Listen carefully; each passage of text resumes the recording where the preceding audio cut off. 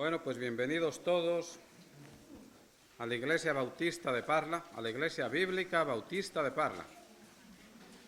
Y si tenéis la Biblia en vuestras manos, y si no la tenéis por ahí tiene que haber alguna libre, pues os agradecería que me acompañarais en el capítulo número 3 de 2 de Corintios, y vamos a leer desde el versículo 1 hasta el versículo 11.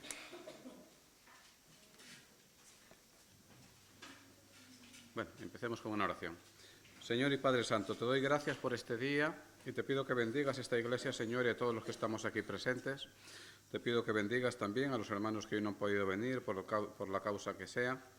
Y te ruego, Señor, que tú me ayudes a mí para que pueda decir en tu nombre aquello que tengas tú hoy para tu iglesia aquí reunida en Parla. Te pido que me ayudes a mí a ser fiel a las Escrituras y no diga cosas de mi invención, sino aquellas que surgen de tu santa palabra, Señor. Te pido también que nos ayudes en nuestra debilidad a la hora de comprenderla y que nos ayudes, Señor, también a tener un deseo grande, Señor, de dedicarle tiempo durante la semana, todos los días. Te pido que hoy podamos salir de aquí edificados, Señor, que sea un día de bendición y de gozo para todos nosotros. Y te pido también que si entre nosotros hay personas que no te conocen, que hoy, a través de la predicación o como tú consideres, Señor, que se den cuenta de que necesitan la salvación que tú ofreces en Cristo Jesús, Señor nuestro. Gracias por todo esto, te lo pido en el nombre de Cristo nuestro Señor. Amén. Bueno, pues vamos a leer los primeros versículos del capítulo 3 de 2 de Corintios. Dice así: ¿comenzamos otra vez a recomendarnos a nosotros mismos? ¿O tenemos necesidad, como algunos, de cartas de recomendación para vosotros o de recomendación de vosotros? Nuestras cartas sois vosotros, escritas en nuestros corazones, conocidas y leídas por todos los hombres, siendo manifiesto que sois carta de Cristo, expedida por nosotros, escrita no con tinta, sino con el Espíritu del Dios vivo, no en tablas de piedra, sino en tablas de carne del corazón. Y tal confianza tenemos mediante Cristo para con Dios,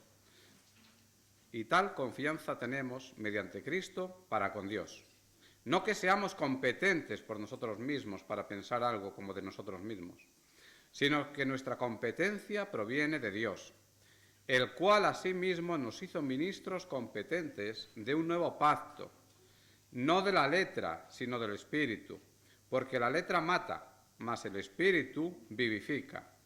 Y si el ministerio de muerte grabado con letras en piedras fue con gloria, tanto que los hijos de Israel no pudieron fijar la vista en el rostro de Moisés a causa de la gloria de su rostro, la cual había de perecer, ¿cómo no será más bien con gloria el ministerio del Espíritu?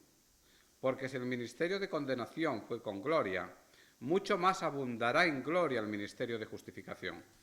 Porque aún lo que fue glorioso no es glorioso en este respecto, en comparación con la gloria más eminente. Porque si lo que perece tuvo gloria, mucho más glorioso será lo que permanece. Bueno, aquí veis que Pablo le está hablando a los corintios y hace un poco el hermano Lucho leyó el capítulo número 18 del libro de los Hechos, que es el momento en el que Pablo llega a Corinto. Cuando Pablo llega a Corinto, primero ha pasado por Tesalónica, por Berea y por Atenas, y en esos sitios no había sido muy bien recibido, más bien había recibido persecución y castigos y cosas parecidas, de tal manera que cuando llega a Corinto, llega con temor, pero Dios le dice que hable, que predique la palabra de Dios, que tiene mucho pueblo él allí. Lo hemos visto en el libro 18, en los primeros versículos, cuando Dios anima a Pablo a que hable. Y hemos visto también que se dice que Pablo estaba entregado a la predicación. Y ahí hemos visto que Pablo predicaba primero en las sinagogas a los judíos, pero vemos que después predica a los gentiles. Aunque en un primer momento hay algunos de los judíos que también se convierten, pero mayoritariamente es una iglesia formada por gentiles de Corinto, por personas que viven y han vivido en un mundo helénico, ¿no? En un mundo pues con una cosmovisión que se basa en la filosofía griega y en la religión griega, que está plagada de todo tipo de dioses y de creencias pues muy diferentes a lo que es el conocimiento del Dios vivo que debe tener un verdadero creyente. Y esta iglesia, tal y como vimos en 1 Corintios, era una iglesia que no estaba bien y en la que había pecado, pero al mismo tiempo, si recordáis, en 1 Corintios también veíamos cómo a esos hermanos de esa iglesia, que eran inmaduros en muchos aspectos, al mismo tiempo ellos querían madurar y por eso le pedían a Pablo consejos sobre el matrimonio, sobre la dieta, sobre la comida sacrificada a los ídolos y sobre otro tipo de cosas. Y ahí se demuestra que ellos deseaban madurar en el Señor. Pero a pesar de todo ello, la iglesia no estaba bien. Y en 2 Corintios, si recordáis de todo lo que llevamos viendo hasta ahora, Pablo en algunos momentos estaba preocupado porque había habido cierto desencuentro entre los corintios y él, porque lo acusaban de decir una cosa y después hacer otra, ¿no? O sea, la iglesia de Corinto no estaba del todo bien y en este momento Pablo pues tiene que utilizar esta carta también a veces para justificar su propio ministerio y para explicarle cosas que ellos parece que no entienden. Aquí, si vosotros recordáis, y si no lo podéis leer, en el último día habíamos estado hablando de la predicación de Pablo, ¿no? En los versículos anteriores al capítulo 3, en los últimos versículos del capítulo 2, ¿no? Y Pablo había dicho en el capítulo 14 que Dios siempre lo llevaba de triunfo en triunfo en Cristo Jesús. Y ahí estaba haciendo referencia a la predicación y venía a decir, si hacemos la voluntad de Dios, siempre iremos de triunfo en triunfo. Si hacemos la voluntad de Dios, eso que nosotros hacemos es para Dios olor grato, porque Dios se complace en que sus hijos prediquen su palabra y hablen a la gente. Y recordáis que ahí se decía que la predicación es olor de muerte para muchos, porque oyen la palabra de Dios y sin embargo la rechazan. Pero al mismo tiempo es olor de vida para aquellos que aceptan la palabra de Dios y se acercan al Señor Jesucristo en arrepentimiento y perdón. Y gracias a la predicación alcanzan la salvación. Entonces, para estos, la predicación es olor de vida, pero para quienes rechazan la palabra de Dios es olor de muerte, porque irán derechos al juicio y a la condenación. Y al final, en el versículo 17, decía, nosotros, predicando eso, no somos maestros falsos, como los que medran falsificando la palabra de Dios, sino que predicamos la verdad y la predicamos con sinceridad, como delante de Dios y de parte de Dios, ¿no? Es decir, demuestra su sinceridad. Y ahora, cuando empezamos en el capítulo 3, vemos que hay unas preguntas que vienen a ser preguntas retóricas, y las preguntas son, ¿necesito yo enviaros a vosotros cartas de recomendación diciéndoos quién soy? Hay otra pregunta, la otra pregunta es, ¿o necesito yo buscar a otra persona para que me dé una carta de recomendación para vosotros? ¿Necesito eso yo? También hay otra pregunta, dice, ¿o necesito yo una recomendación de vosotros? Estas preguntas son retóricas y la respuesta es no, no necesito recomendarme ante vosotros. Para dirigirme a vosotros no necesito buscar la recomendación de otra persona. Y tampoco necesito vuestra recomendación. ¿Por qué? Porque la iglesia de Corinto existe gracias a que yo fui a Atenas a predicar cuando no había ido nadie. ¿Os imagináis vosotros que el pastor Julio ahora se va a Estados Unidos y dentro de 1 año y medio nos anuncia que vuelve y le decimos, ¿por qué no nos envías primero una carta de recomendación para que sepamos quién eres tú y qué piensas? Pues en el fondo eso es lo que estamos viendo aquí. Se le está pidiendo, bueno, no creo que le estuvieran pidiendo una recomendación, porque estas son preguntas retóricas, no es como si le dijera, es que no sabéis quién soy yo. Yo soy el que fundé esa iglesia. Cuando cuando se predicó por primera vez el Evangelio en Corinto, no lo había predicado nadie. Vosotros quizá después hayáis escuchado otros evangelios, otras enseñanzas. Quizá hayáis escuchado el Evangelio predicado por otras personas. Pero cuando llegué yo, allí no había creyentes, no había iglesia.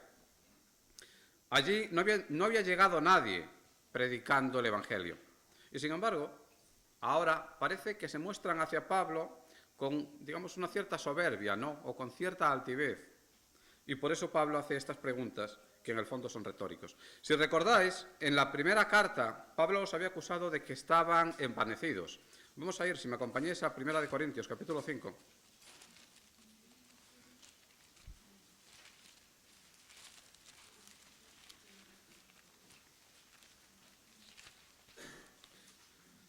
Primera de Corintios, capítulo 5, versículo 2. Ahí le decía Pablo a los corintios, a estos mismos le decía, vosotros estáis envanecidos. Eso tiene que ver con un pecado que ellos consentían en la iglesia. Pero le decía, estáis envanecidos. Y un poco antes, en el capítulo 4, desde el versículo 8, fijaos lo que le dice. Le dice, ya estáis saciados, ya estáis ricos, sin nosotros reináis. Y ojalá reinaseis para que nosotros reinásemos también juntamente con vosotros. Porque según pienso, Dios nos ha exhibido a nosotros, los apóstoles, como postreros, como sentenciados a muerte, pues hemos llegado a ser espectáculo al mundo, a los ángeles y a los hombres. Nosotros somos insensatos por amor de Cristo, mas vosotros prudentes en Cristo. Nosotros débiles, mas vosotros fuertes. Vosotros honorables, mas nosotros despreciados. Hasta esta hora padecemos hambre, tenemos sed, estamos desnudos. Somos abofeteados y no tenemos morada fija. Nos fatigamos trabajando con nuestras propias manos. Nos maldicen y bendecimos. Padecemos persecución y la soportamos. Nos difaman y rogamos. Hemos venido a ser hasta ahora como la escoria del mundo, el desecho de todos. No escribo esto para avergonzaros, sino para amonestaros como a hijos míos amados. Y esto es, en el fondo, decirle, estáis envanecidos. Pero fijaos en el versículo 15, lo que dice. Le dice, porque aunque tengáis 10.000 años en Cristo, no tendréis muchos padres. Pues en Cristo Jesús yo os engendré por medio del Evangelio. Le está diciendo, quizá vosotros, desde que yo estuve ahí hasta ahora, hayáis recibido la visita de muchos otros maestros que os han enseñado cosas que os han gustado. Quizá no sean cosas buenas, es posible que esas cosas que os han enseñado incluso sean falsas enseñanzas, pero a vosotros os han gustado y ponéis en duda las cosas que yo os he dicho. ¿Estáis seguros de que tiene sentido hacer eso? Porque ellos son como vuestros ayos, instructores o tutores, pero si algún padre en la fe tenéis, ese soy yo. Y al final, padre, solamente hay uno. Es una cosa un poco diferente. Lo que vemos aquí es como si los corintios le estuvieran pidiendo cuentas a Pablo de las cosas que Pablo ha hecho, cuando Pablo en realidad es el que ha dado lugar a que esa iglesia exista. Me recordaba esto a algo que no es exactamente idéntico, pero es interesante. En el año 1957 recibió el premio Nobel de Literatura un escritor francés llamado Albert Camus, que se escribe Camus. Y este hombre en aquel momento era un hombre muy joven, tenía 44 años y solamente vivió 3 más. Quizá lo conozcáis porque es uno de los miembros del grupo ese tan famoso que se cita como los existencialistas, ¿no? Bueno, pues este hombre, Albert Camus, cuando recibió el premio Nobel, que es un premio muy importante y evidentemente no se lo dan a todo el mundo, y menos con la edad con que lo recibió él, pues después de recibir ese premio, le escribió una carta a uno de sus profesores que había tenido al principio de todo, en su infancia, y le escribió y le dijo, ese profesor se llamaba Louis Germain, que es Luis Germain, le dijo, sin usted, sin la mano afectiva que usted tendió al niño pobre que era yo, sin su enseñanza y su ejemplo, nada de esto habría pasado. Y ahí este hombre está agradeciendo a aquella persona que le enseñó las cosas más rudimentarias, aquello que le había enseñado. Y lo que le está diciendo, desde entonces ahora ha pasado mucho tiempo, es probable que yo haya leído más cosas que usted, es probable que tenga una biblioteca más grande que usted, es probable que tenga unos conocimientos literarios o filosóficos mayores que usted, pero todo eso al final se asienta en ese momento inicial en el que usted, de una manera cariñosa y paciente, me ayudó a diferenciar la A de la B de la C, la C de la Z, por ejemplo. Y yo Cuando veo a Pablo de esta manera justificarse delante de los corintios, en cierta medida pienso que le pasa algo parecido. Pablo llegó a Corinto y se encontró con unas personas que eran desconocedores por completo de las cosas de Dios. Y él, seguramente que con mucha paciencia, le tuvo que ir enseñando la diferencia que hay entre la A y la B, y la B y la C, y cuál es el sonido de cada palabra. Es decir, le tuvo que enseñar cosas muy básicas para que ellos pudieran entender después otro tipo de cosas más complejas. Esto nos puede pasar en cualquier iglesia. A lo mejor tú has ido a una iglesia, no sabías nada del Señor, y ha habido un pastor que te ha enseñado cosas muy básicas. Y luego viene otro que te enseña cosas mucho más complejas. Ahora, cuando llega ese momento, tú ya tienes una base. Y entonces escuchas a ese otro y dices, ¡qué gran teólogo! Y sientes un gran aprecio por ese que viene después y te olvidas un poco de lo que te enseñaron primero, olvidando que lo que aprendiste primero es lo que te permite llegar a esto. Porque si a ti el primero te hubiera contado lo que te cuenta el segundo, probablemente hubieras dado la vuelta y te hubieras ido. Entonces, cuidado con nosotros, no seamos desagradecidos pensando o valorando a ciertas personas mucho e infravalorando a aquellos que sentaron la base, infravalorando a esos y valorándolos poco, no. Porque, ¿cuál fue el evangelio que le predicó Pablo a los corintios? Pues para empezar, fue un evangelio que los llevó a la salvación.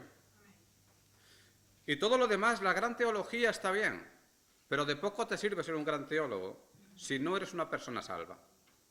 Y hay muchas personas que tienen grandes conocimientos de teología y sin embargo no son personas salvas. Fijaos lo que le dice Pablo después. Le dice, nuestras cartas de recomendación,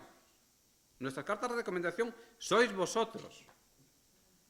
Dice, escritas en nuestros corazones, conocidas y leídas por todos los hombres.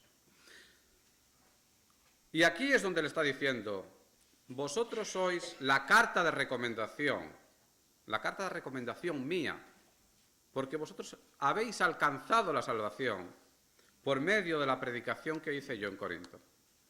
Y si vosotros entendéis que esto ha sido así, ¿qué más necesitas? Y cuando dice escritas en nuestros corazones, está diciendo, en el fondo, aunque no me valoréis quizá como debierais, para mí vosotros sois personas queridas, porque habéis alcanzado la salvación, porque sois hijos de Dios, porque Cristo murió por vosotros y porque el Señor, nuestro Dios, me dio a mí el privilegio de poder predicaros para que vosotros alcanzarais la salvación.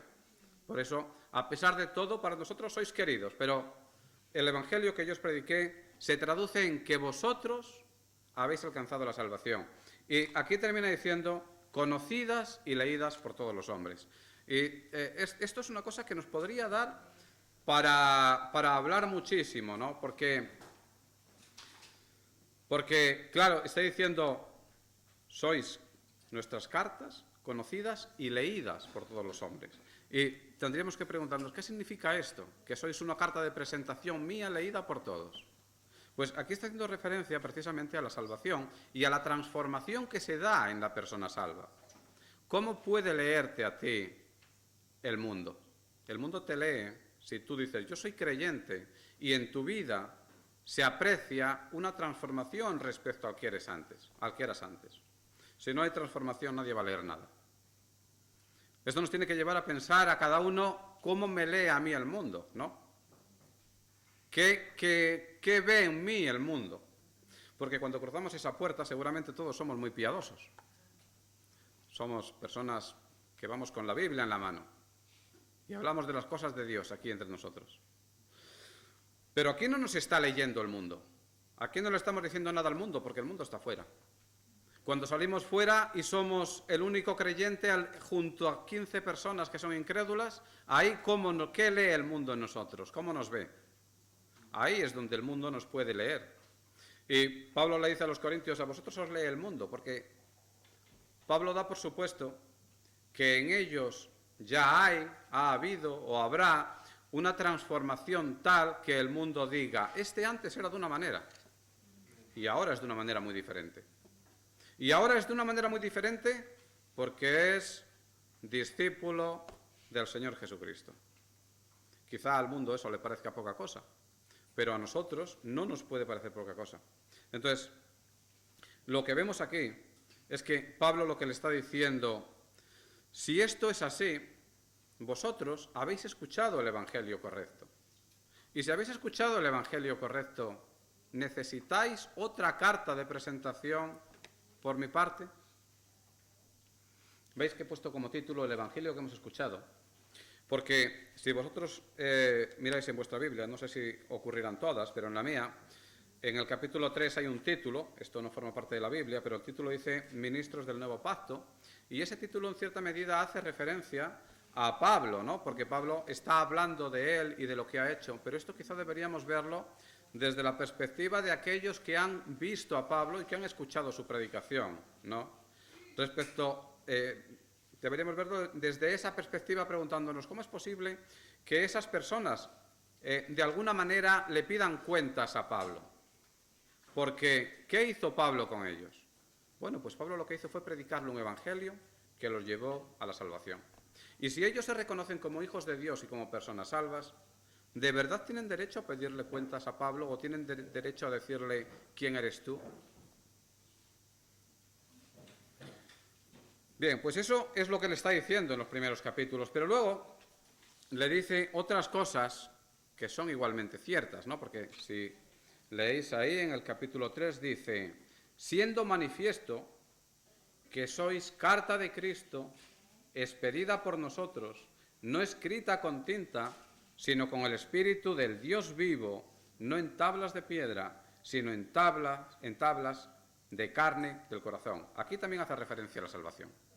Y aquí lo está diciendo, realmente, la labor mía es simplemente la labor de aquel que lleva el mensaje, porque dice, expedida por nosotros.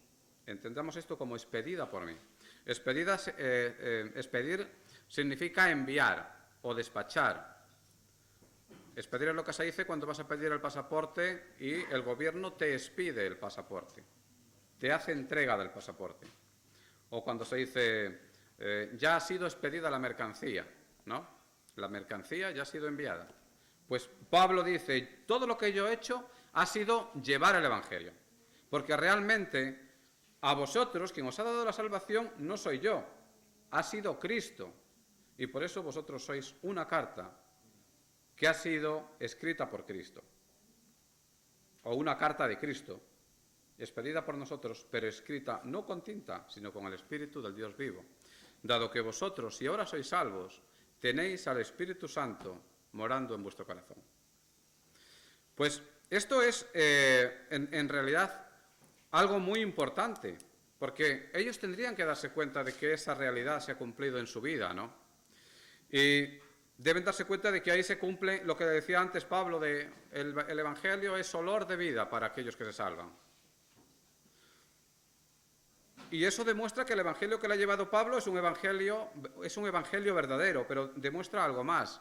Demuestra que Pablo reconoce en su trabajo la gloria de Dios. Y lo que dice es, mi trabajo consiste en llevar el Evangelio. En nada más. Después de eso, quien obra es Dios, no yo.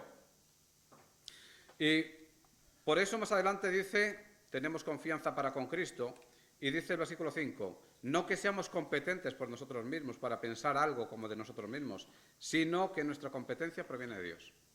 Y lo que Pablo le está diciendo es, yo no soy más que el mensajero que lleva las buenas noticias de la salvación, pero la obra quien la hace es Dios mismo, no yo. En primera de Timoteo capítulo 1, versículo 12, Pablo le decía a Timoteo, le decía, doy gracias al que me fortaleció, a Cristo Jesús, Señor nuestro, porque me tuvo por fiel poniéndome en el ministerio. En ese versículo Pablo reconoce que realmente el pastor y el predicador no es una persona que se coloque por sí misma delante de la gente, sino que debe ser una persona a quien Dios coloque en ese sitio. Y por eso aquí dice también que nos hace ministros competentes, de lo cual se deduce que cuando Dios envía a una persona, Dios también capacita a esa persona para que cumpla con la labor que Dios mismo le encomienda. Pero lo que Pablo está diciendo es, yo soy un enviado verdadero de Dios. Es Dios quien me envió a Corinto. No fui yo porque yo quisiera. Fui yo porque Dios me envió. Y si recordáis lo que hemos leído en el capítulo 18 del libro de los Hechos, recordaréis que allí Dios le dice, habla y no calles, porque yo aquí tengo mucho pueblo. Y ese pueblo que tiene Dios en Corinto es el pueblo al que ahora se está refiriendo aquí, cuando dice que Dios nos ha hecho ministros competentes, es decir, que Dios nos envía a predicar su palabra. Nosotros no somos más que el mensajero. Cuando dice nosotros es una manera de hablar, se está refiriendo a sí mismo. Y dice, yo no soy un falso maestro. ¿Recordáis que antes le había hablado de los falsos maestros? En el versículo 17 del capítulo 2 le había dicho, no somos como muchos que medran falsificando la palabra de Dios. Y Pablo demuestra que no es un falso maestro, entre otras cosas, porque no dirige la atención hacia sí mismo, sino que dice, no tenemos confianza en nosotros. Yo tengo confianza en Dios. Me limito a llevar la palabra de Dios a otros sitios, a predicar fielmente, pero yo sé que por mí mismo no puedo hacer nada. El Señor le dijo, cuando Pablo le pidió que le quitara el aguijón, le dijo, mi poder se perfecciona en la debilidad, en tu debilidad. Así que Dios lo envía, Dios lo capacita, y Pablo sabe que realmente quien obra después en el corazón de aquellos que reciben el Evangelio, aquellos que oyen el Evangelio, es Dios mismo y no él. Y que él simplemente se limita a llevar el Evangelio. Ese es su trabajo. Y después descansa sabiendo que es Dios quien obra en el corazón de la gente. Y aquí lo expresa claramente en el versículo 3. Sois carta de Cristo, escrita no con tinta, sino con el Espíritu del Dios vivo, no en tablas de piedra, sino en tablas de carne del corazón. Es decir, el Señor, a través del Espíritu Santo, ha hecho una obra en tu corazón y esa obra ha permitido que tú alcances la salvación. Entonces, aquí podríamos preguntarnos, si yo simplemente me limito a llevar el mensaje del Evangelio y lo llevo de parte de Dios, y he llevado un mensaje que ha conducido a que vosotros obtengáis la salvación, ¿qué clase de evangelio estáis escuchando vosotros? Pues la respuesta es clara, el evangelio que estáis escuchando es el evangelio verdadero. Es verdadero el enviado, es verdadero el mensaje y es verdadera la obra que después se ha hecho en vuestros corazones, que os ha llevado a la salvación. Por tanto, habéis escuchado el mensaje verdadero. Entonces, ¿hay algo que reclamarle a Pablo? ¿Es posible que otras predicaciones más elocuentes den un fruto mayor que ese? No, porque por encima de la salvación ya no hay mucho más. Y lo que viene a continuación, a partir del versículo 6, desde el 6 hasta el 11, ahí Pablo se centra en el mensaje mismo. Primero le he dicho, vosotros sois personas salvas, habéis escuchado el mensaje que yo os he llevado de parte de Dios. ¿Y cuál es ese mensaje? Ese mensaje no es cualquier mensaje, es el mensaje, es el Evangelio de la gracia. Es un mensaje mediante el cual todos aquellos que lo escuchen pueden conocer la verdad. Como vosotros veis, aquí en estos versículos hemos leído cosas en las que Pablo hace referencia al nuevo pacto y al antiguo pacto. Y está hablando de la obra de Cristo, del Evangelio de la gracia, y está hablando también de la ley de Moisés. Esa dificultad que había en algunos para entender cómo se pasaba de la ley a la gracia es algo que está muy presente en todo el Nuevo Testamento. En muchos sitios aparecen, Pablo sobre todo, y también en el libro de Hebreos, vemos cómo tiene que explicarle a la gente cómo pasamos de la ley a la gracia y cómo la gracia es superior a la ley. Y generalmente eso tiene que ocurrir allí en donde ha habido maestros, judaizantes que han pedido que además de adorar a Cristo, se cumpla con algún precepto del Antiguo Testamento.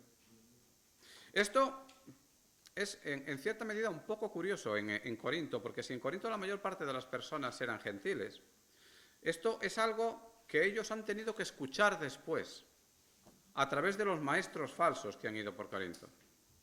Porque podemos entender como una cosa lógica que si se está dirigiendo a judíos, como es el libro de Hebreos, por ejemplo, se le explique a los destinatarios de esa carta, se le explique qué es la ley y qué es la gracia, cómo pasamos de la ley a la gracia y qué función tiene la ley antes de que llegara la gracia. Pero a los creyentes que están fuera del ámbito judío, pues si le tiene que explicar estas cosas es porque ha habido otros maestros, falsos maestros, que han ido allí tratando de hacer que ellos, además de considerarse seguidores de Cristo, lleven a cabo algún tipo de norma que tiene que ver con la ley. Y Pablo lo que le dice es, el ministerio de la ley, el ministerio de Moisés, era glorioso. Y hace referencia al momento en el que el Señor mismo le da las tablas de la ley y Moisés, a Moisés le resplandece la cara. Y en ese resplandor, Pablo explica aquí la gloria que tenía ese ministerio. Pero le dice, la gracia tiene una gloria muy superior a todo eso. Porque ese era un ministerio de muerte. Mientras que en Cristo lo que tenemos es vida, justificación, como podemos leer aquí. Pablo de estas cosas le habló mucho a los Gálatas. Y vemos otros muchos versículos, tanto en Romanos como en Hebreos, donde se habla de estas cosas. En Gálatas, en el capítulo 3, versículo 10, le decía a Pablo, porque todos los que dependen de las obras de la ley están bajo maldición. Pues escrito está, maldito todo aquel que no permaneciere en las cosas escritas en el libro de la ley para hacerlas. Le dice, maldito aquel que no cumpla la ley. Y ahora podemos preguntarnos, ¿quién cumple la ley? ¿Quién la cumple? ¿Hay alguien que la haya cumplido? Habrá muchos que lo hayan intentado, pero seguramente aquellos que intenten cumplir la ley, el día que intentan cumplirla, ya la han quebrantado a lo largo de su vida. La ley no la puede cumplir nadie. Y podemos decir, bueno, es que la ley tiene muchos preceptos y hay 200 que yo no he infringido. Vale, pero solo con que infrinjas uno, ya has infringido la ley. Por lo tanto, tú ya estás bajo condenación.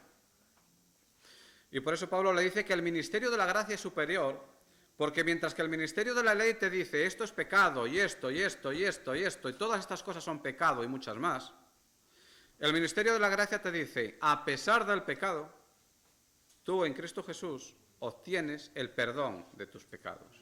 Y eres justificado. Y por lo tanto, tu relación con el Señor va a ser restaurada. También en Gálatas, en ese mismo capítulo, el capítulo 3, versículo 13, le decía Pablo a los corintios, le decía, pero Cristo nos redimió de la maldición de la ley, hecho por nosotros maldición.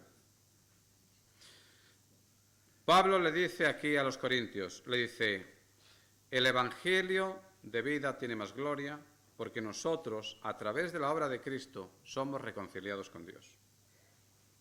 Y a los romanos le decía Pablo, porque si siendo enemigos fuimos reconciliados con Dios por la muerte de su Hijo, mucho más, estando reconciliados, seremos salvos por su vida. Y Pablo hace referencia también al Espíritu, y hace referencia al Espíritu y lo antepone a las piedras. Y dice, aquel ministerio se le dio a los hombres grabado en piedras, originalmente con el dedo de Dios y después con la mano de Moisés. Pero este ministerio es un ministerio que tiene que ver con el Espíritu Santo. El Espíritu Santo mora en el creyente y va a trabajar en tu corazón, si tú se lo permites, durante toda su vida. De tal manera que la superioridad del ministerio del nuevo pacto es mucho mayor a la que tenía el antiguo pacto, que se basaba en el cumplimiento de normas, en un cumplimiento que en realidad era imposible, porque nadie podía cumplirlo. Así que, mientras que aquel ministerio te decía esto es pecado, y esto, y podíamos hacer una muy larga de tantos pecados como había, la ley te dice, a pesar de todo ello, tú puedes alcanzar la justificación, pero no por ti mismo, sino por la sangre de Cristo. Y por eso tú eres justificado, que es lo que hemos leído en el versículo 9. Porque si el ministerio de condenación fue con gloria, y el ministerio de condenación se refiere a la ley, mucho más abundará en gloria el ministerio de justificación. Porque aún lo que fue glorioso no es glorioso en este respecto en comparación con la gloria más eminente. En el Nuevo Testamento hay infinidad de versículos en el cual se nos dicen cosas como, por ejemplo, que la ley era el ayo que nos llevaba a la gracia, o que la ley era sombra de lo que habría de venir. Y lo que habría de venir es lo que vemos, en la obra de Cristo Jesús, la justificación, el perdón por su sangre. Pablo también le había dicho a los romanos que en las obras no hay justificación de ninguna manera. Y en el libro de Hebreos podemos encontrar infinidad de versículos en donde se nos dice que la gracia es superior. Mientras que la primera nos la entregó a Moisés, el primer pacto, el segundo pacto nos lo entrega Cristo mismo. Por grande que fuera el resplandor en el rostro de Moisés, mayor es el resplandor de la vida de Cristo en todas partes. Creo que esto, si algo refleja, es en qué medida los hermanos de la iglesia de Corinto eran inmaduros, porque si ellos decían, aquí vino Pablo, pero después han venido otros, y esos otros nos han predicado otras cosas, y resulta que nos hemos visto sorprendidos por lo que contaban los que venían detrás. Lo que vemos es lo poco que han entendido o lo mal que han entendido aquellas cosas que le han contado después. Porque cuando Pablo les explica estas cosas, lo que está haciendo es tratando de aclararle las ideas. Y decirles, si algo pensáis del antiguo pacto, recordad que ese pacto era un pacto de muerte, porque nadie puede cumplir la ley. Recordad que ese era un pacto que nos llevaba a Cristo, que nos enseñaba que en algún momento habría de venir el Mesías, y en él se cumplen todas las promesas, y por medio de su sangre nosotros tenemos el perdón de los pecados. Y esto también nos tiene que hacer pensar en que si alguna vez nosotros nos sentimos fascinados por la predicación de alguna persona, y nos parece que esa predicación es muy superior a otras predicaciones que hemos escuchado antes, tengamos cuidado, no vaya a ser que no entendamos lo que están diciendo. Y recordemos que la predicación simple nos ha llevado a la salvación. Y quizá la predicación compleja nos esté llevando a la confusión. Así que tengamos cuidado con ese tipo de cosas. Pablo aquí lo que le está diciendo a los corintios es, vosotros habéis escuchado un mensaje que os ha dado la salvación. Ese mensaje lo he llevado yo, pero realmente viene de Cristo.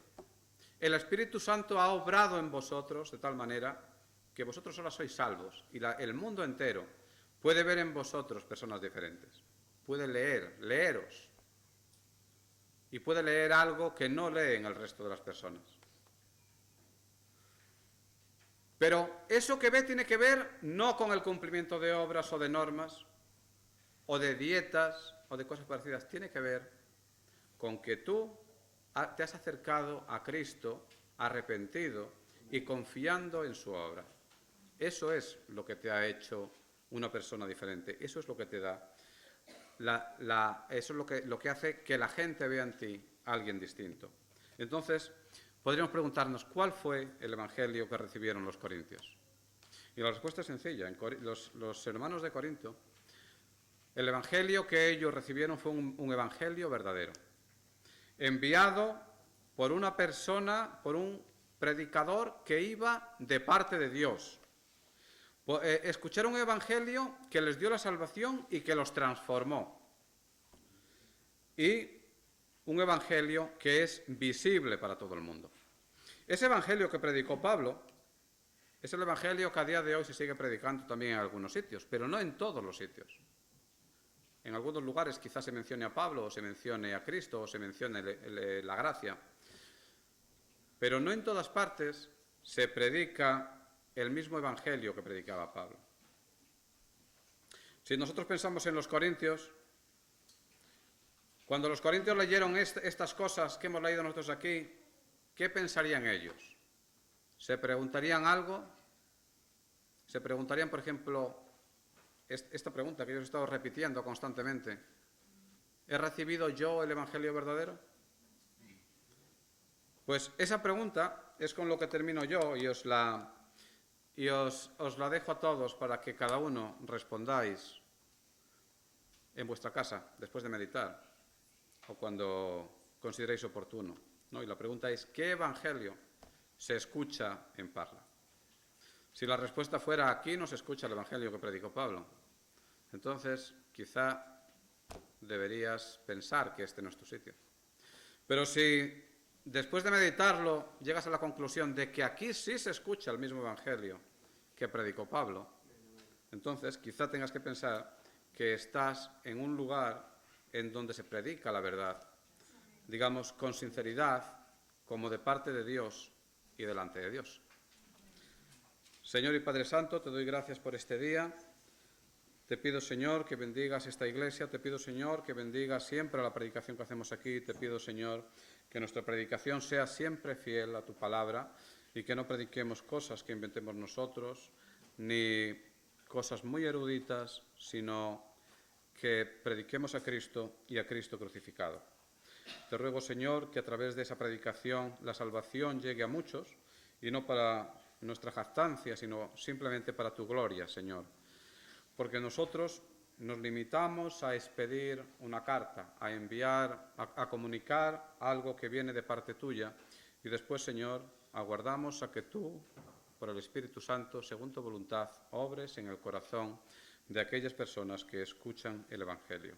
Te doy gracias, Señor, por este día. Te pido que tú bendigas a la Iglesia, te pido que la fortalezcas y te pido, Señor, que hoy salgamos de aquí edificados y dispuestos a hacer tu voluntad en todo momento. Te lo pido en el nombre de Cristo, nuestro Salvador. Amén.